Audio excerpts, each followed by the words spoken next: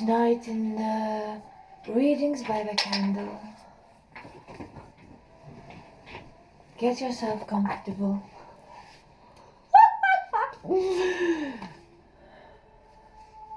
A short story by Anais Nin.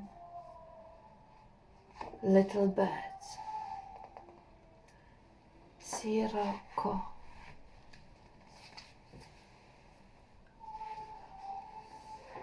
Whenever I went down to the beach, and there I saw two young women,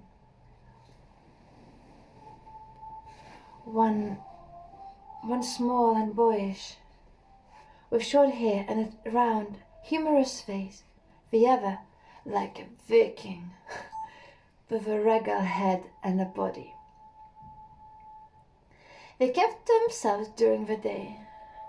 Strangers always spoke to one another in there because there was only one food shop and everyone met at the small post office.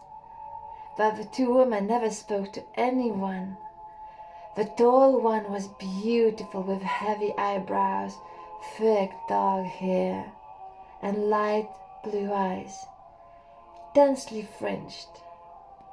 I always looked at her with wonder. Their secrecy troubled me. They were not joyous. They lived a sort of hypnotic life. They swam quietly, lay on the sand reading. Then came the Sirocco from Africa. It lasts for several days. Not only is it hot and dry, but it travels in a series of whirlwinds, turning feverishly and circling one, beating one, battering doors, breaking shutters, sending fine dusk into the eyes, onto the throat, drying everything and irritating the nerves. One cannot sleep, cannot walk, cannot sit still, cannot read. The mind is set whirling exactly like a wind.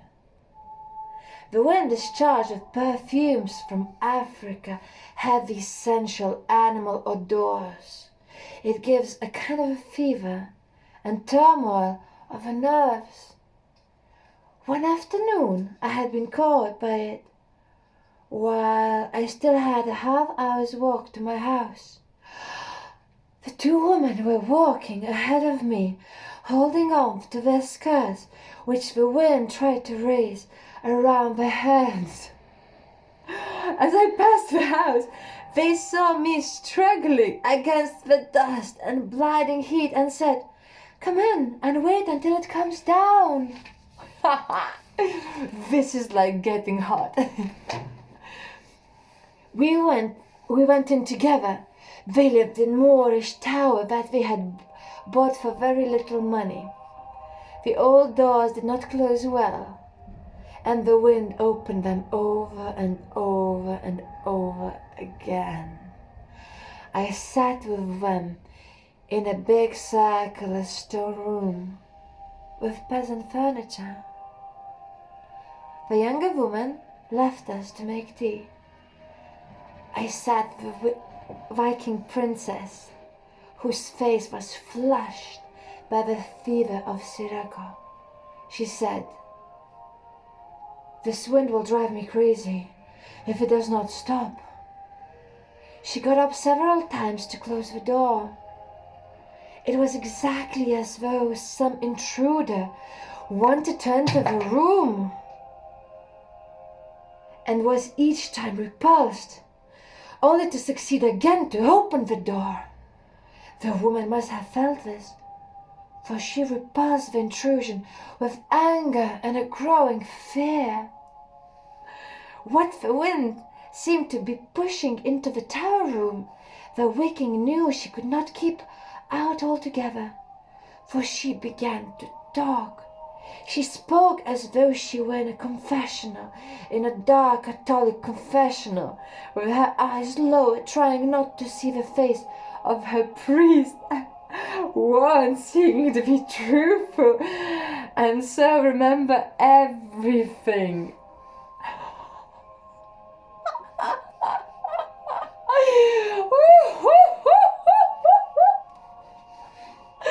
This is so cheesy.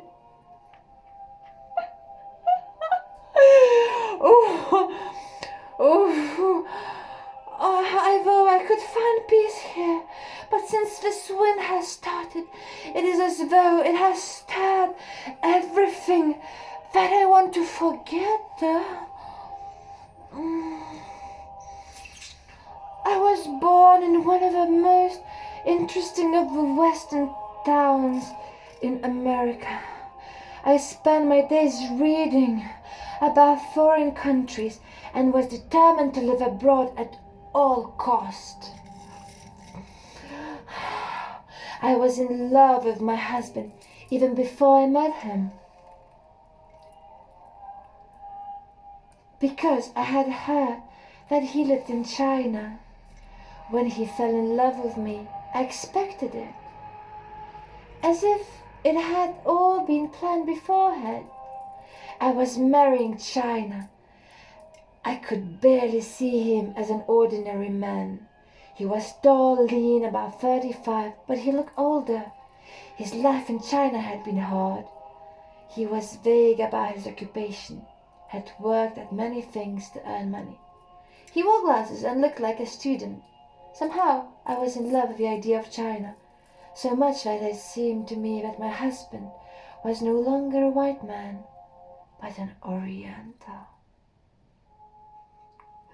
I thought he smelled different from other men. We soon went to China.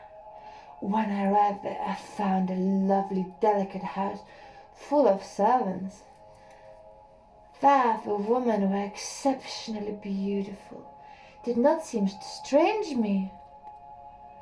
That is how I had pictured them.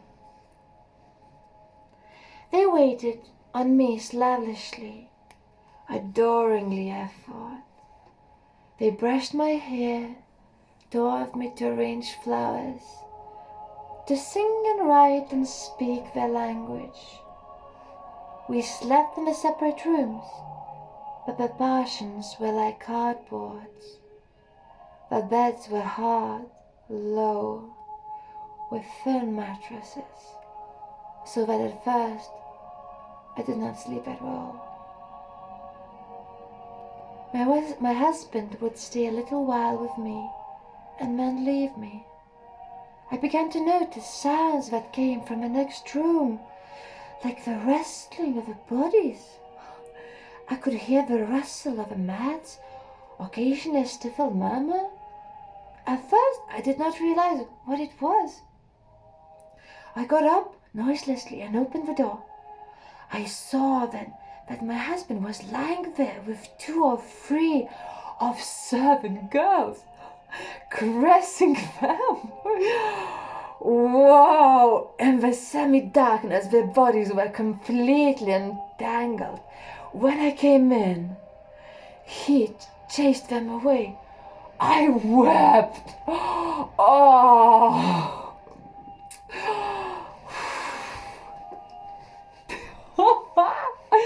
My husband said to me, "I have lived so long in China. I am used to them. I married you because I fell in love with you, but I cannot enjoy you as I do other women. And I can tell you why. But I pledged with him to tell me the truth. Pledged, and I begged him. After a moment he said, 'We are so small sexually, and you are larger.' 'What will I do now?' I said. 'Are you going to send me home? I can't live here with you making love to other women in the room next to mine.' He tried to console me, comfort me. He even caressed me, but I turned away and I fell asleep weeping like, oh.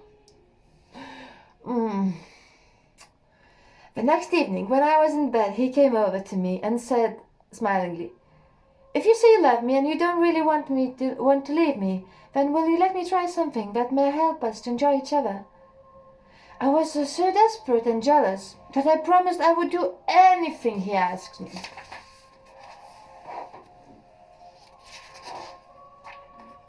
Then my husband undressed himself, and I saw that his penis was covered by a contraption made of rubber and covered with small rubber spikes. It made his penis enormous.